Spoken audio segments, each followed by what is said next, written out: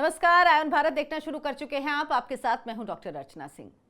पश्चिम बंगाल में चुनाव आने वाले हैं। तकरीबन 1 साल का वक्त बचा है और जब जब चुनाव आते हैं तब तब ममता बनर्जी को सांप्रदायिक सौहार्द याद आता है। वो भी किस लिए? सिर्फ और सिर्फ अल्पसंख्यकों की सुरक्षा के लिए। और ममता बनर्जी के लिए अल्पसंख्यक कौन है आप जानते ही हैं। जी हाँ, सिर्फ मुसलमान ही ममता बनर्जी के लिए अल्पसंख्यक हैं। ये बताने की कोई जरूरत नहीं है। वैसे आपको दिल्ली का चुनाव बीत चुका, बिहार में चुनाव प्रचार धीरे धीरे रफ्तार पकड़ रहा है और इसके बाद चुनाव शुरू होगा पश्चिम बंगाल का।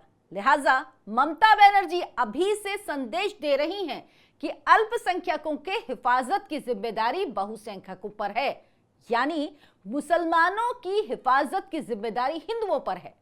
लेकिन उनका यह बयान पश्चिम बंगाल के उन जिलों के लिए बिल्कुल भी नहीं है जहां मुस्लिम बहुसंख्यक हैं। कोलकाता में ईद के मौके पर मुसलमानों के साथ नमाज पढ़ने पहुंची ममता बनर्जी। अल्पसंख्यकों की सुरक्षा बहुसंख्यकों की जिम्मेदारी है। अब ममता बनर्जी से मेरा यह सवाल है कि पश्चिम बंगाल में आखिर हिंदुओं की हिफाजत कौन करेगा? हिंदू जब हनुमान जयंती पर जुलूस निकालते हैं, यात्रा निकालते हैं, तो उनकी हिफाजत कौन करेगा? उन पर पत्थर चलते हैं, पेट्रोल बम चलते हैं, उन सब से उन्हें कौन बचाएगा? अल्पसंख्यक जो बहुसंख्यक होने की कगार पर खड़े हैं या जो अल्पसंख्यक पश्चिम बंगाल में बहुसंख्यक हो चुके हैं और कभी बहुसंख्यक रहा हिंदू अपनी जान माल की सुरक्षा के लिए भी परेशान है, उसे डर है, अपनी जान माल की सुरक्षा भी नहीं कर पा रहा। ममता बनर्जी तो सत्ता के लिए पश्चिम बंगाल में बांग्लादेशियों को, रोहिंग्यों को भी खूब बसा रही हैं, उन्हें उससे भी कोई दिक्कत नहीं है और ये लोग जमकर तांडव कर रहे हैं। तुष्टीकरण की पराकाष्ठा पार करने वाली ममता बनर्जी ममता बानो कहलाने लगी हैं, लेकिन उन्हें इससे फर्क नहीं पड़ता।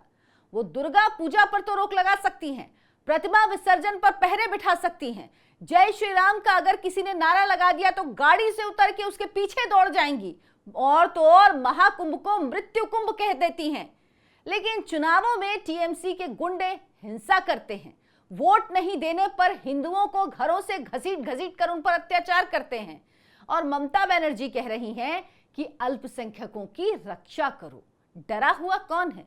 दरअसल डरा हुआ हिंदू है। लेकिन ममता बनर्जी कह रही हैं कि रक्षा मुसलमानों की हिंदू करें। सैकड़ों हिंदुओं के बीच एक मुस्लिम परिवार हंसी खुशी रह सकता है, ये बात किसी से छिपी नहीं है, ये आपने अपने आसपास भी देखा होगा।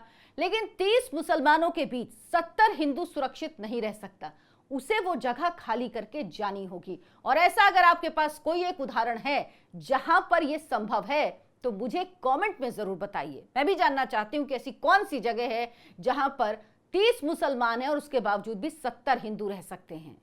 ये पश्चिम बंगाल में सबसे ज्यादा दिखता है। ममता बनर्जी कह रही हैं कि मुसलमानों की रक्षा करो। आजादी के बाद से देश में लगातार हिंदुओं की जनसंख्या घट रही है। आबादी के लिहाज से उनका प्रतिशत कम हो रहा है, जबकि मुसलमानों की जनसंख्या और उनका प्रतिशत बढ़ रहा है, जिससे ममता बनर्जी के राज पश्चिम बंगाल का बहुत बड़ा योगदान है। 1951 में देश में मुसलमानों की आबादी 9% से कुछ ज्यादा थी, जो साल 2015 में बढ़कर 14% से कुछ ज्यादा हो गई।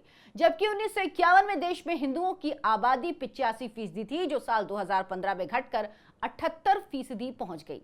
जबकि पिछले 10 साल में देश में हुए डेमोग्राफिक बदलाव का अभी तक खुलासा नहीं हुआ है। बात ममता बनर्जी की हो रही है तो बंगाल के आंकड़े की बात कर लेते हैं। देश में असम के बाद पश्चिम बंगाल ऐसा दूसरा राज्य है जहां मुस्लिमों की आबादी सबसे ज्यादा है। यहां 27% से ज्यादा मुस्लिम हैं, जो एक मुश्त ममता बनर्जी को वोट देते आ रहे हैं। बांग्लादेश सीमा से सटे पश्चिम बंगाल के जिलों में मुस्लिमों की आबादी सबसे ज्यादा है। मुर्शिदाबाद, मालदा और उत्तरी दिनाजपुर में तो कहीं कहीं इनकी आबादी 50% से ज्यादा है। इसके अलावा दक्षिण और उत्तर 24 परगना जिलों में भी इनका असर ज्यादा है। विधानसभा की 294 सीटों में से 100 सीटों पर मुस्लिम वोट निर्णायक है। साल 2006 तक बंगाल के मुस्लिम वोट बैंक पर वाम मोर्चे का कब्जा था। उसके बाद इस तबके का वोट धीरे धीरे ममता बनर्जी की तृणमूल कांग्रेस की तरफ शिफ्ट हो गया। साल 2011, 2016, 2021 में इसी वोट बैंक की मदद से ममता बनर्जी सत्ता में आईं। 2011 की जनगणना के अनुसार बंगाल के मुर्शिदाबाद जिले में करीब 47 लाख मुस्लिम हैं, जबकि 23 लाख हिंदू हैं। वहीं मालदा जिले में 20 लाख मुस्लिम हैं, 19 लाख हिंदू हैं। उत्तरी दिनाजपुर में 15 लाख मुस्लिम हैं, 14 लाख हिंदू हैं। इस तरह से कभी बंगाल की राजधानी रहा मुर्शिदाबाद अब मुस्लिम बहुल इलाका है। यहाँ 2011 की जनगणना के अनुसार कुल मुस्लिम आबादी बढ़कर 66.27% हो गई, जबकि हिंदू आबादी 33% रह गई।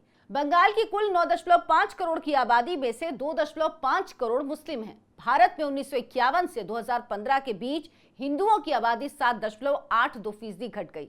इसी दौरान मुसलमानों की आबादी 43.15% बढ़ गई। अब सवाल ये उठता है कि जब मुस्लिम भारत में प्रताड़ित होता रहा तो उनकी आबादी आकर बढ़ कैसे गई, और इन्हें प्रताड़ित करने वाले हिंदुओं की आबादी करीब 8% कम हो गई। जबकि पाकिस्तान में आजादी के समय 23% हिंदू थे, जो आज घटकर 2% रह गए। वहीं बांग्लादेश में 1951 में 22% हिंदू थे, जो 2022 में घटकर 8% से भी कम रह गए। बांग्लादेश से सटे ममता बनर्जी के पश्चिम बंगाल में भी 1951 में मुस्लिमों की आबादी करीब 19% थी। ऐसा इसलिए था क्योंकि आजादी के बाद आज के बांग्लादेश और तब के पूर्वी पाकिस्तान में पाकिस्तानी सेना के अत्याचार से परेशान होकर 1947 से लेकर 1951 तक 16,34,000 से ज्यादा मुसलमान पूर्वी पाकिस्तान से पलायन कर पश्चिम बंगाल में आकर बस गए थे। जो लोग इस वक्त पश्चिम बंगाल में रह रहे हैं, उन्हें यह बताने की जरूरत नहीं कि पश्चिम बंगाल में जहां भी मुस्लिम बहुसंख्यक हैं, वो किस तरीके से अल्पसंख्यकों की हिफाजत करते हैं। अब जब पश्चिम बंगाल में विधानसभा चुनाव नजदीक आ रहे हैं, तो ममता बनर्जी को एक बार फिर बीजेपी सांप्रदायिक जहर घोलने वाली पार्टी नजर आने लगी है और वोटर्स को बीजेपी से दूरी बनाए रखने की हिदायत दे रही हैं। वैसे ममता बनर्जी क्या कहती हैं और मोदी क्या करते हैं, इससे क्या फर्क पड़ता है? एक पुरानी कहावत है, हाथ कंगन को आरसी क्या, पढ़े लिखे को फारसी क्या। पश्चिम बंगाल में रहने वाला वोटर सब कुछ जानता है और वो अपनी आंखों से सब कुछ देख रहा है। वो ही तय करेगा कि उसे क्या करना है। लेकिन जब तक ममता बनर्जी के साथ ये 27 से 30% मुस्लिम वोट एकजुट है, तब तक वहां पर बीजेपी के लिए कोई जगह बनती हुई नजर नहीं आ रही है। क्या 2026 में जो चुनाव होने हैं उसमें कुछ बदलाव होगा? ये तो आने वाला वक्त भी बताएगा। आपको हमारा वीडियो कैसा लगा कमेंट करके जरूर बताएं। वीडियो को लाइक करें, शेयर करें और हमारे चैनल आयन भारत को सब्सक्राइब कर लें। धन्यवाद, नमस्कार।